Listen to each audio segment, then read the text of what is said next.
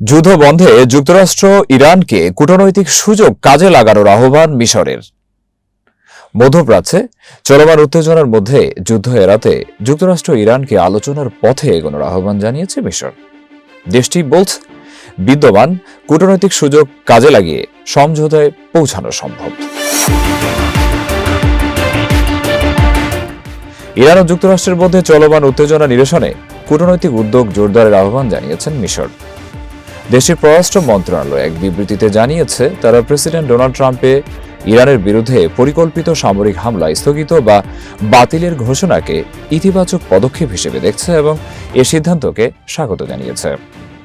সামাজিক যোগাযোগ মাধ্যম এক্সকে প্রকাশিত বিবৃতিতে মিশর বলছে, বর্তমান পরিস্থিতিতে উভয় পক্ষের উচিত বিদ্যমান কূটনৈতিক সুযোগকে কাজে লাগানো এবং বাকি থাকা বিরোধপূর্ণ বিষয়গুলোর শান্তিপূর্ণ সমাধান খুঁজে বের করা। মিশরের মতে, আলোচনার মাধ্যমে একটি চূড়ান্ত সমঝোতায় পৌঁছানো গেলে শুধু যুদ্ধ এড়ানোই নয়, পুরো মধ্যপ্রাচ্যে স্থিতিশীলতা ও নিরাপত্তা প্রতিষ্ঠার নতুন সুযোগ সৃষ্টি হবে।